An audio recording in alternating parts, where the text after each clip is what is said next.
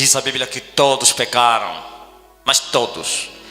E porque todos pecaram, então todos também teriam sido excluídos da salvação, do reino de Deus, da glória de Deus. Não há justo nenhum sequer. Não havia. Mas agora há justos. Diga-me. Justos que foram justificados pela fé e não pelas obras. Justos que alcançaram a justificação pela misericórdia do nosso Senhor, com que o Oriente do Alto nos tem visitado. Glória a Deus. Sabe por que as pessoas estão a viver uma vida mundana?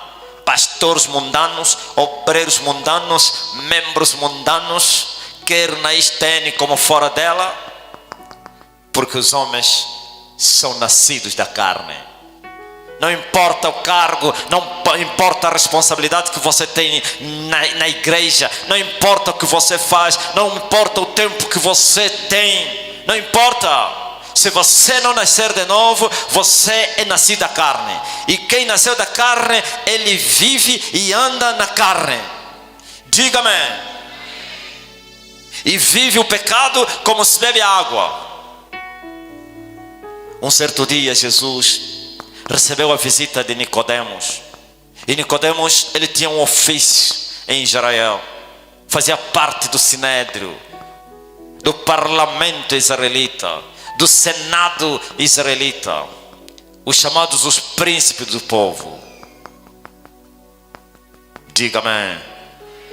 Fazia parte daqueles 70 que Moisés levantou no deserto para ajudar ele na resolução dos problemas. E foi chamado o sinédrio, o príncipe do povo. E esses eram os inimigos de Jesus. Esses odiavam Jesus porque Jesus tinha a verdade. Eles perseguiam Jesus porque Jesus veio fazer a diferença. Trouxe o reino entre eles. Eu falei isso ontem. Por que Jesus era perseguido, invejado e odiado? Porque ele tinha trazido não mais uma história, ele trouxe a verdade. E o apóstolo Paulo disse que a palavra de Deus é poderosa e eficiente e opera eficazmente e mais penetrante do que espada alguma de 2 fios. É isso que Jesus trouxe, palavra da verdade, palavra viva. Outro dia Jesus disse aos seus discípulos: a palavra que eu vos tenho ensinado é espírito e vida. E ele disse: a carne para nada aproveita, só o espírito é que vivifica. Então Jesus tinha trazido espírito e vida. Mas esse sinédrio, os sacerdotes, os fariseus, os saduceus, os escribas e todo o colegial satânico em nome de Deus. O que você chama colegial satânico em nome de Deus? Pessoas que servem Deus, mas também servem a Satanás. E Jesus disse: ninguém pode servir a 2 senhores ao mesmo tempo. Senão vai amar mais um e odiar o outro em detrimento do outro. E neste caso, quem serve a Jesus e às riquezas e ao diabo e ao mundo, vai amar mais o mundo e vai odiar a Jesus. E Jesus não divide a sua glória com ninguém. Minha glória ao trem não darei, ou é ele ou é outro. Diga amém. Diga glória a Deus. Bem forte para o Rei da Glória. Aleluia. Mais forte. Glorifica Jesus. Sabe, esse homem que fazia parte desse grupo que odiavam Jesus, mas ele minuciosamente acompanhou Jesus no seu percurso, assim, as suas pregações, o que ele fazia e a vida que ele vivia, ele se rendeu e disse: não, verdadeiramente nós estamos equivocados, eu e os meus companheiros estamos equivocados. Não falou a ninguém, mas em seu coração: não, calma aí, ele fala a verdade, e a verdade tem consigo o poder, e o poder é visível. Ele opera sinais e maravilhas, sim, e ele vive o que ele prega. Nós investigamos, entramos no fundo, se ele não fez pacto com o diabo, se ele não anda com a Maria Madalena, se ele não é namorado da quem? Como é? Da Maria, irmã da quem? da Marta? Será que a Marta não é boa dele? Não anda a dormir com a Marta? Mas calma aí, investigar, não, Marta não, Maria é mais assanhada. Fala, mas Maria, não, Maria também não. E aquela ex-prostituta chamada Maria Madalena, será que não tem se encontrado? Não tinha aliança com o mundo, Jesus. Ouviu? E então ele se rendeu. É impossível alguém fazer o que ele faz, viver a vida que ele vive, se não for enviado por quem? Por Deus. Mas ele não falou isso aos seus companheiros. Sabiam que os seus companheiros iriam lhe sair muito mal e ele poderia ser perseguido. Então, e ele foi procurar Jesus de noite para reconhecer isso, para falar na cara de Jesus que eu creio em ti, porque eu investiguei e descobri que o que você fala é verdade, e as obras que você faz são o enviado de Deus poderia fazer. E assim foi, e os discípulos disseram: mestre, tem um príncipe que quer falar contigo aí, tem um homem poderoso da terra que quer conversar contigo. Jesus mandou entrar, e quando ele chegou disse: mestre, eu sei que tudo que você faz só é possível se você for enviado por Deus. Então eu creio que tu és aquele que nós estamos a esperar. Eu creio que tu vieste do céu. Eu creio que tu foste enviado por Deus. Tu és verdadeiro. Tu és um profeta. Tu és o Cristo. Diga-me. Veja a resposta que Jesus deu a esse homem. Preste atenção. Ele reconheceu, ele creu que Jesus é o enviado de Deus. E todos os israelitas sabiam e sabem que do céu viria a libertação para ele, que do céu viria a redenção para eles. Todos os judeus sabem que do céu viria. Todos os judeus sabem até hoje que viria Elias e que viria também quem? O Cristo. Diga amém. Então, mas quando Pedro perguntou isso a Jesus Cristo, esse conhecimento recebeu onde? Do judaísmo, como israelita judeu. E ele foi: mestre, como é que você apareceu primeiro antes de Elias? Se a Bíblia diz, os escribas nos ensinam que primeiro é Elias, depois é você. Agora tu estás conosco. Aqui no monte Elias está a descer. Que contradição. Jesus disse: Elias já veio e Elias vai vir. Bem forte para o Rei da Glória. Elias já veio e Elias vai vir. Diga-me. Agora eu vos digo a você: Elias já veio. Elias está falando que fica. Elias está falando na terra. Elias está a rugir na terra. Elias está a destruir o reino de Satanás. Elias está a derribar tudo. Elias está a matar os Enoque. Oh, aleluia! Bem forte para o Rei da Glória. Bem forte. Amém. Quando eu cheguei nas crianças, essas crianças já tinham ficado muito pálidas e tímidas. Quando eu passava, já não ficavam com medo de mim. Hoje eu até falei no Batista: essas crianças estão soltas, todas a gritar, a fazer assim. E uma deles me mostrou o mata-bruxo. E eu falei: sim, é o exterminador dos Enoques. Aplauda o Senhor Jesus Cristo, aleluia. O matador dos feiticeiros. E alguém vai dizer: você estás a ensinar a lei de Moisés, que dizia que o bruxo não deixarás viver. Eu não estou a falar que vocês devem matar os bruxos com as katanas, nem com as enxadas.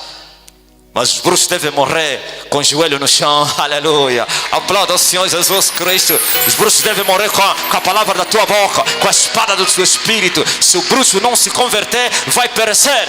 Diga amém. Diga aleluia. Diga glória a Deus. E todo bruxo que me afrontou vai morrer. E vocês enterraram um bruxo que me atacou há 20 anos atrás, porque era meu vizinho. E ele pensou que ficaria impune. Diga aleluia. E morreu em silêncio. Quando eu desafiei ele no monte, eu disse: ele não vai responder. Já nunca mais vai responder, porque entrou no silêncio. Aplauda o Senhor Jesus Cristo. Bem forte. Glória a Deus, aleluia. Como um homem assim, tão magrinho, para ter tanta autoridade na terra. Sim, este é o Elias que Jesus disse: veio e virá. Aleluia. Bem forte. Glorifica Jesus. Glorifica Jesus. Uma coisa está a acontecer, coisa estranha, maravilhosa aos vossos olhos. Sabe, os africanos da África subsaariana estão a gritar nas ruas: Elias já está em Angola, Elias já está na sua terra. É incrível, estão a gritar, mas os angolanos ainda estão a dizer: será, será, aleluia. E por isso vocês estão a ver o que Elias está a fazer entre vocês. Diga-me. Você não é obrigado a acreditar, mas uma coisa que eu aconselho você: se não acreditar, fique em silêncio. Se abrir a boca para blasfemar, Elias vai vir te ferir. Diga-me. Diga aleluia. Ouvistes? E Jesus disse: Nicodemos, não adianta você reconhecer com todas as letras e palavras e tintas e cores que eu sou o enviado de Deus. Isto não te salva. Você pode acreditar que eu sou Elias e ires para o inferno. Diga-me. Aplauda ao Senhor Jesus Cristo.